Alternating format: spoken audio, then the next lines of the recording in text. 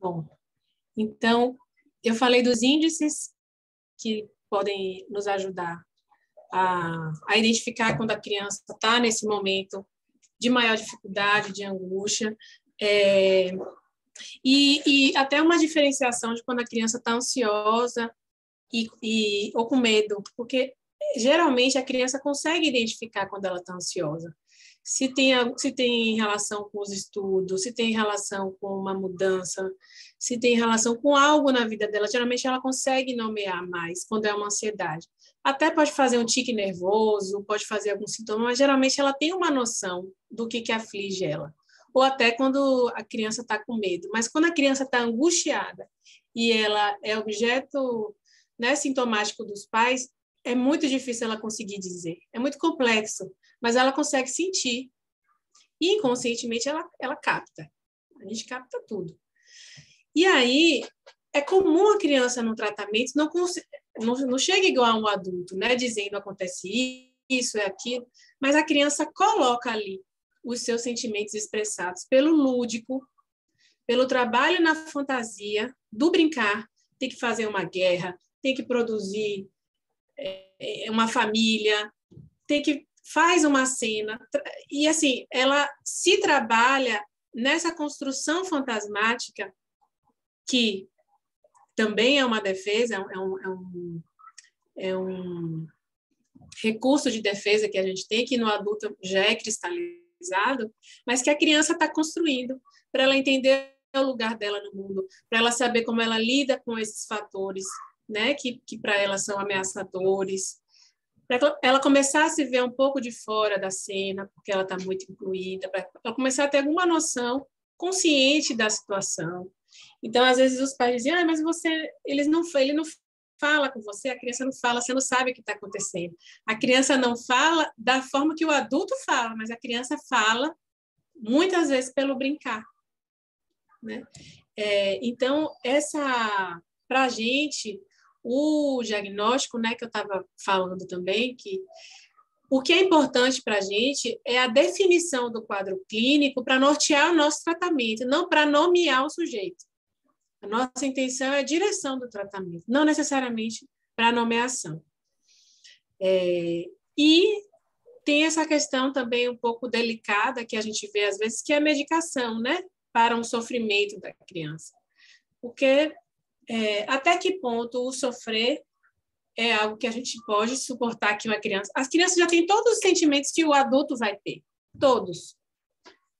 Inveja, tristeza, amor, alegria, angústia, e essa angústia pode ser muito grande na criança, conflito, medo, às vezes um pavor, e tudo isso, a criança podendo estar, né, acompanhada e tal. Será que precisa ser o que a gente está vendo hoje, um excesso de medicalização na criança, na adolescência? Estou frisando aqui mais a criança, né? Em alguns momentos, o adolescente bem medicado ajuda até a terapia, ajuda a essa possibilidade de fala dele, né? De elaboração. Mas é uma questão, já que vocês são estudantes, né, de ambas as áreas, eu acho importante também colocar aqui até que ponto a gente, como profissional, e as famílias também não pode ter um pouco de paciência para esse processo, que quando passa, né, acompanhado, claro, né, não vai ser algo que a criança vai ficar desamparada, mas o quanto que pode fortalecer a criança quando passa por esse processo, né? Às vezes precisa medicar, sim, mas será que precisa medicar tanto, né? São debates que a gente já tem visto aí não sei se vocês já estiveram aqui, por exemplo, algo desse tema, mas circular sobre o tema da infância, o quanto que as crianças estão medicadas hoje, também por essa questão do sofrimento, pela questão do TDAH, pela questão da hiperatividade, outras questões também. Mas aí, voltando para a questão do tratamento, vai ser muito importante essa transferência com os pais, essa aliança, esse vínculo com os pais, para eles entenderem a proposta que o tratamento pode dar, né? O suporte que o tratamento pode dar, inclusive para dizer, bom, vamos suportar ele construir esse processo, né, da fantasia, que pode ser por um medo, pode ser outro, mas que vai passar e que ele está sendo bem acompanhado. E a transferência com a criança. É uma transferência dupla, né? Tem a transferência com os pais, que se não tiver muito boa, eles podem tirar do tratamento. E tem a principal, que é com a criança, que é para quem precisa estar aí bem amarrado. Transferência é um termo da psicanálise, mas vocês da medicina entendem? Eu esqueci de falar disso lá no comecinho. Mais ou menos? Melhor explicar. Tá. Esse é um termo criado por Freud, tá? Justamente ali naquela fase dele com as histéricas, de começar a propor o tratamento pela via da palavra, porque ele disse, o que foi criado pela palavra, que seja dissolvido pela palavra. Se o trauma foi pela palavra, é pela palavra que o sujeito pode sair dele. E os sintomas saíam quando a pessoa lembrava do trauma. E lembrava consciente, porque inicialmente ele usou a hipnose. Mas aí, quando ele passava o efeito da hipnose, o sintoma voltava. Aí ele dizia, então não adianta, a pessoa tem que lembrar consciente, ela tem que saber do que ela está falando e lembrando. Só que para a pessoa falar e lembrar e endereçar esse outro, precisa ter essa direção pulsional, de libido, e que o analista seja esse alvo, esse objeto que eu falei lá no começo, de transferência, para que o paciente possa transferir para ele, nós somos ali, estamos numa função, num lugar de objeto mesmo, essa função de ocupar esse lugar, que vai receber essa transferência desse conteúdo, dessa libido do paciente. Então, ele literalmente transfere o que está na fantasia dele, às vezes a relação com o pai, com a mãe, ou uma pessoa que tenha mais uma paranoia ou é um pouco mais desconfiada, transfere na relação com os médicos também, e às vezes é por essa via que os médicos identificam que não é uma questão, às vezes, física, mas que pode ser uma questão subjetiva e que pode ser tratada em terapia, muitas vezes. Deu para esclarecer o que é transferência? Isso que o paciente transfere. E aí Freud fala que tem a transferência positiva e tem também a transferência negativa, né? Que o outro não presta, não faz nada, que não entende, tarará, que é um conteúdo do paciente que ele transfere, que às vezes ele precisa transferir e o psicólogo suportar ali aquela transferência também, porque é um conteúdo dele, né?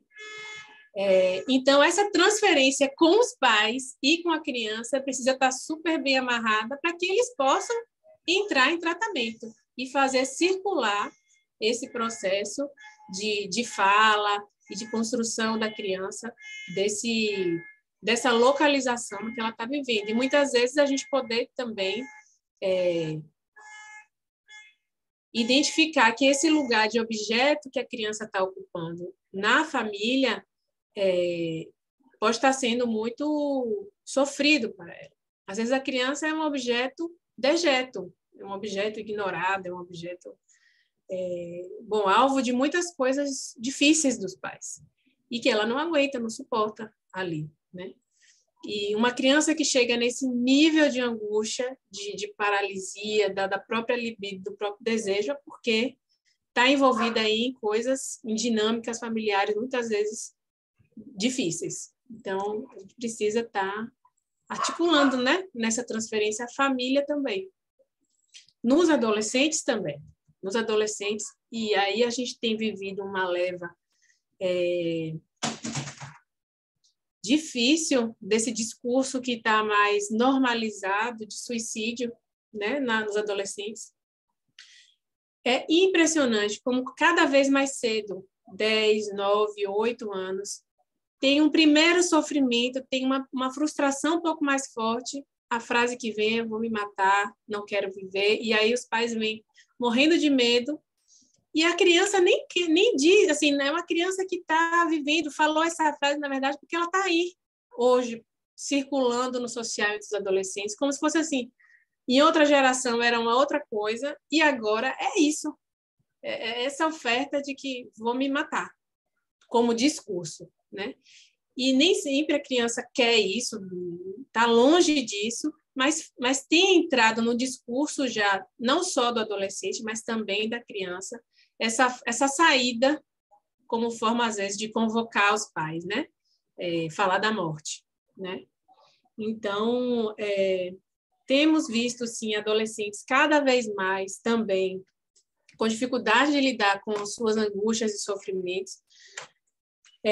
Também porque tem sido mais difícil, eu acho, que lidar com as frustrações e as perdas que acontecem na vida, né? A gente tem visto gerações com um limiar menor para isso, pais com dificuldade de se implicar nessa relação, se responsabilizar, que participação eu tenho nisso, de construir um sujeito que pode suportar algo de dor também, né? Não é à toa que os pais também querem medicar. Então, a gente está vivendo tempos difíceis, tempos onde as crianças também são muito cobradas, né? Tem uma produtividade para o adulto, tem uma produtividade para a criança, para o adolescente também, que é difícil ter uma infância hoje com tempo livre, para brincar. Então, aí eu já estou entrando mais também em fatores, né, mais sociais, gerais. A gente está vivendo tempos ansiogênicos para todos, e a criança também é atingida por isso. Mas acho que deu para abordar o que é para a psicanálise, né? Assim, falar de depressão, que poderia parecer algo mais simples, mas para a psicanálise tem questões aí mais complexas. Mas acho que consegui me fazer clara, né? Espero que sim. Eu acho que a gente pode trocar também, né? Vai dar 8 horas, eu não sei se já abre esse espaço para perguntas, debates, não sei como é que vocês funcionam. Primeiro, gostaria de agradecer bastante, gostei muito da aula e vou aguardar aqui para poder não te elogiar tanto ainda, elogiar mais quando chegar no final, mas abrir, quem quiser perguntar, quem tiver alguma pergunta, pode fazer aí no chat ou então abrir o microfone, podem ficar à vontade.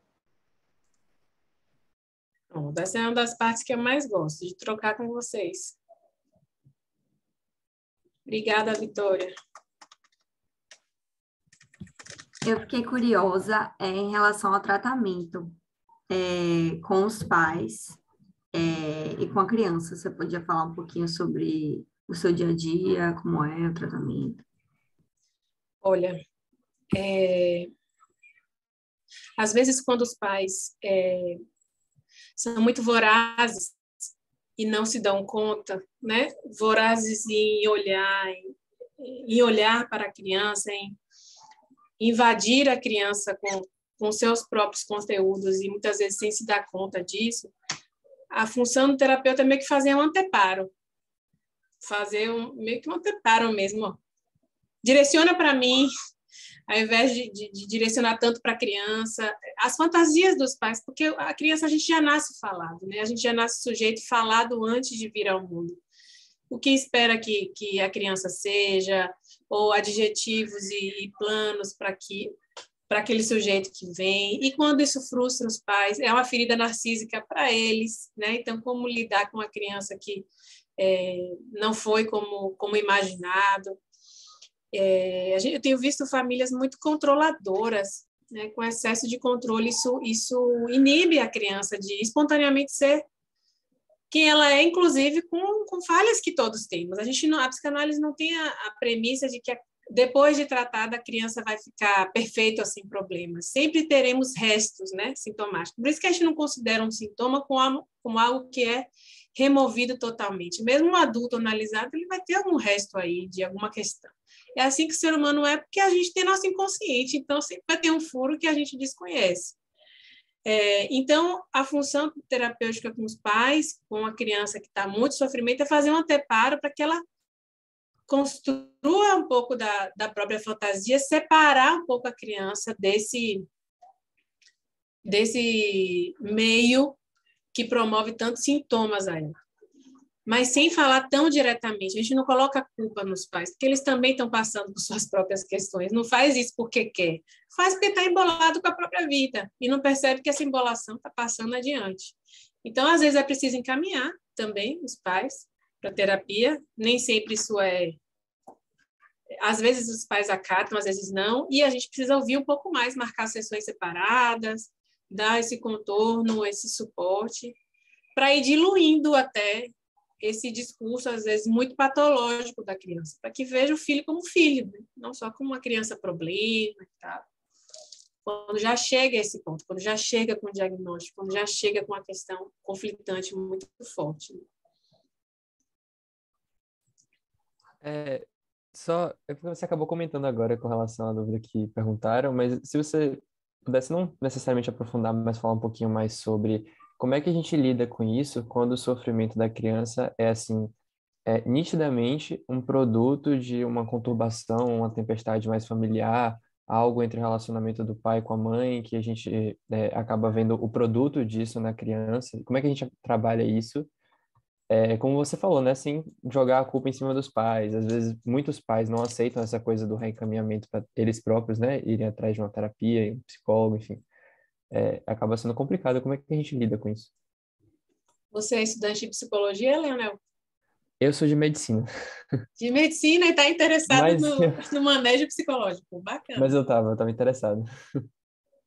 Interessante, porque você como médico, que será, não sei que especialidade, vocês também vão receber pessoas muito conturbadas, sem saber que estão, e botando o discurso no corpo, pedindo remédio. Então, às vezes, vocês vão ter que dar o limite também para isso, né? Quando o anseio passa do ponto do que vocês consideram indicação terapêutica, é mais ou menos o que a gente faz. Então, dá um acolhimento para esses pais, porque a gente não vai poder botar o dedo na ferida, a gente vai precisar acolher, ouvir e também tratar um pouco. Não tem como não entrar numa escuta de terapêutica para esses pais. Terapêutica. É uma transferência dupla, como eu falei, né? Também vai precisar, às vezes, ouvir esses pais por um tempo aí, para poder ajudá-los a se conectar com a criança de uma forma menos destrutiva.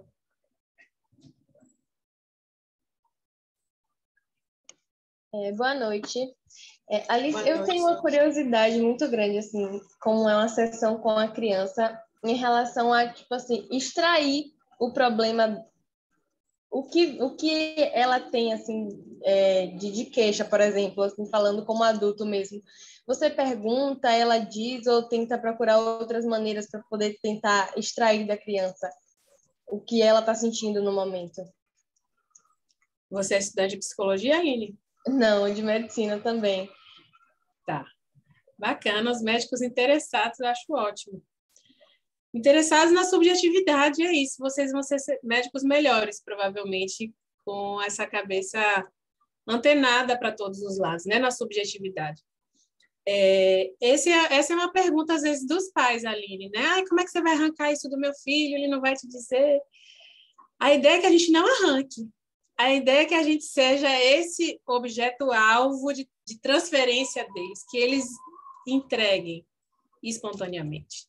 E é justamente essa ideia de arrancar que é uma ideia invasiva para a criança, porque é isso que os adultos fazem, geralmente, com a criança, né? Arrancar nota, saber, produtividade, conhecimento. Aquele espaço terapêutico é o espaço que a criança pode usar como ela demandar. É o único espaço, eu acho, que é oferecido para a criança onde ela não é demandada.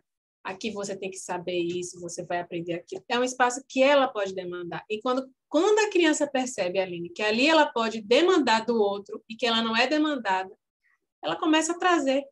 Não precisa que, às vezes, um tratamento com a criança, ela não relata nada do que acontece na casa ou do problema, mas isso não impede, como eu até falei, que ela trate pela via lúdica da fantasia, do brincar. Eu já tive criança que precisou montar histórias, precisou montar livros, história em quadrinhos, guerras. As crianças fazem enredos fantasmáticos e passam um tempo naquele enredo. Depois criam outro, que a gente já vê a mudança simbólica desse enredo novo, com conteúdo novo. E, claro, né, o que ela traz ali, por exemplo, uma criança adotada por uma mãe solteira sem pai. Ele cria um pai. Ele tem um pai na família, ele dialoga ali com o pai, que ele imagina, que ele constrói na fantasia.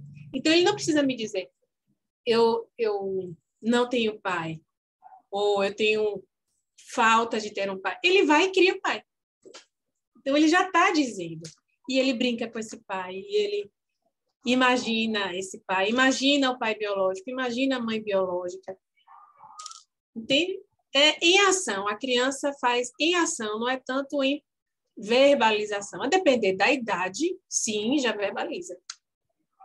Já verbaliza. Com a criança menor, vai muito pelo fazer da criança. Por isso que a gente tem muito recurso lúdico, para que ele possa se expressar. E quando eu falo demandar, é ele dizer, eu quero ir para aquele espaço para eu levar o que é meu.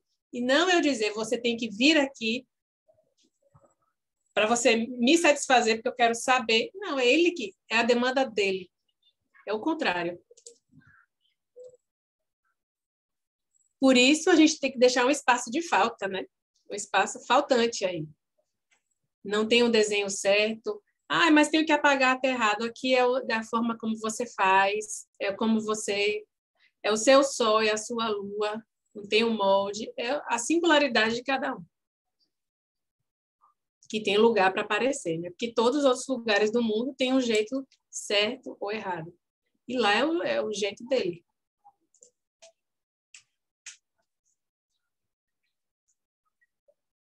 Mas interessante vocês estarem interessados em saber da terapia, porque pode ajudar vocês a encaminhar para a terapia, inclusive, quando acharem necessário.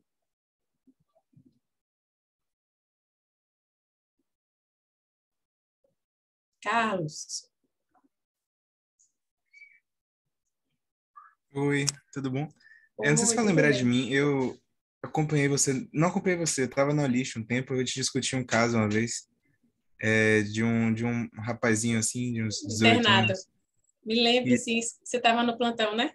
exato, eu queria perguntar uma coisa mais ou menos perto disso, não vou entrar muitos detalhes do caso dele, né, mas existe algum caso em que há uma perversão inerente no jovem, na criança, e o discurso dele se torna dúbio a ponto de a gente não poder, como é que eu vou dizer isso? Não poder delegar aos pais o fruto daquele problema dele? Há como a criança ser inerentemente perversa para a psicologia? Tá gravando, não tá? Tá gravando? Tá. Eu não vou poder falar desse caso especificamente, tá? Que eu sei que foi o caso que gerou a pergunta. Até porque você falou o nome da instituição. Mas, para a psicanálise, a gente não nasce uma folha em branco.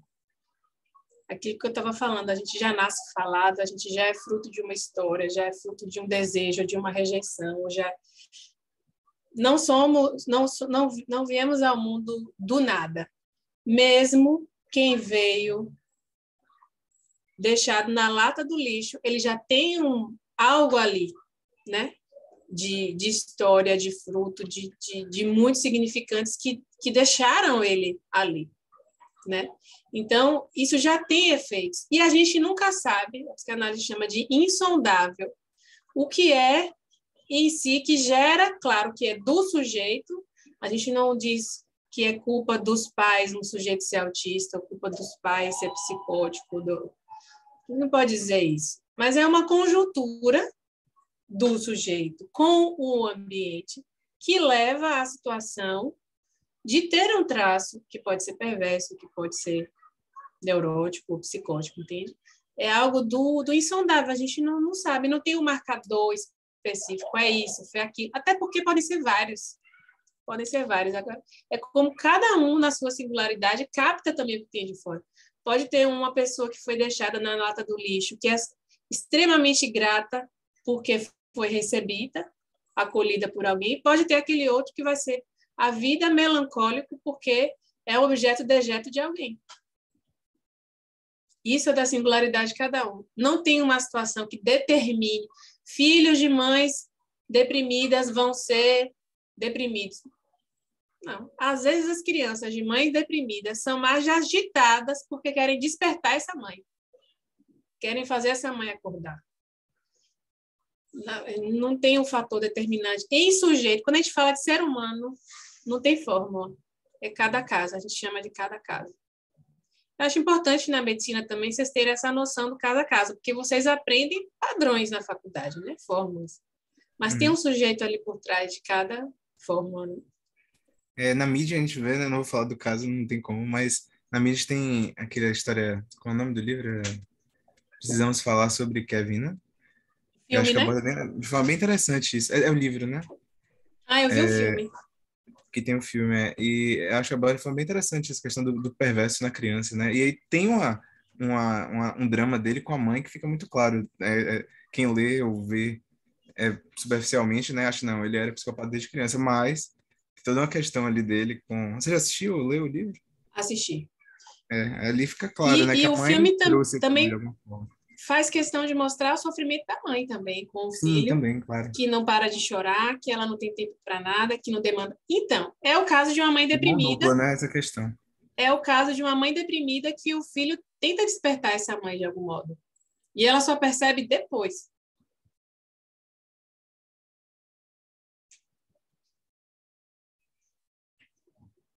Você então é estudante da Baiana? Eu faço medicina na Baiana. Eu Joia. não tenho mais para lixo um tempo já. Certo. Bacana. Então, gente, mais alguma dúvida aí? Agora é a hora. Agora é a hora. Então, ficou metade e metade, psicologia e medicina aqui mesmo, no público, né?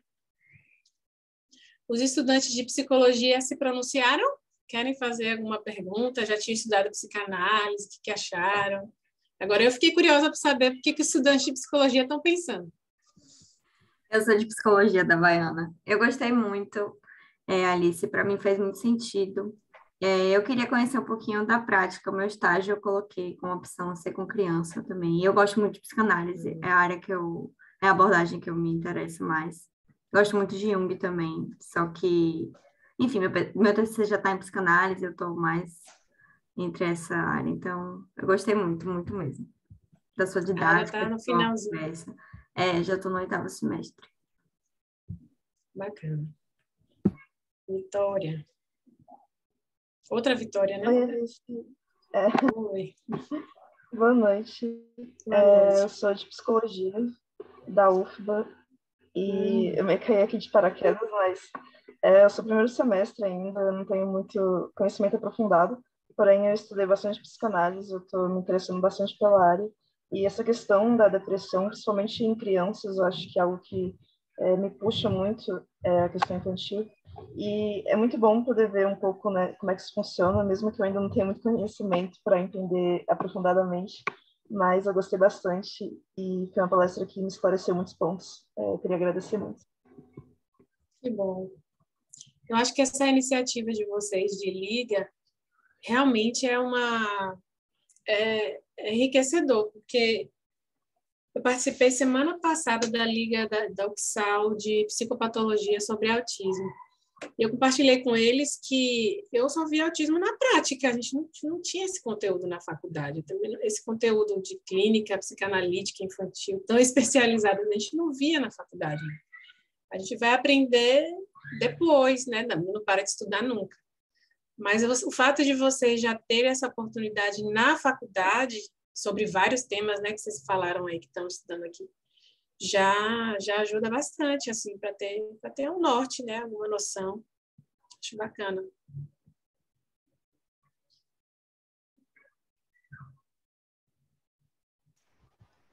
E aí, gente, mais alguma dúvida?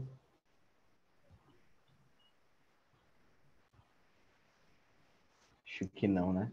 Então, vamos nos despedindo. Alice, te agradeço mais uma vez pela disponibilidade. Você ter vindo aqui com a gente foi muito bom.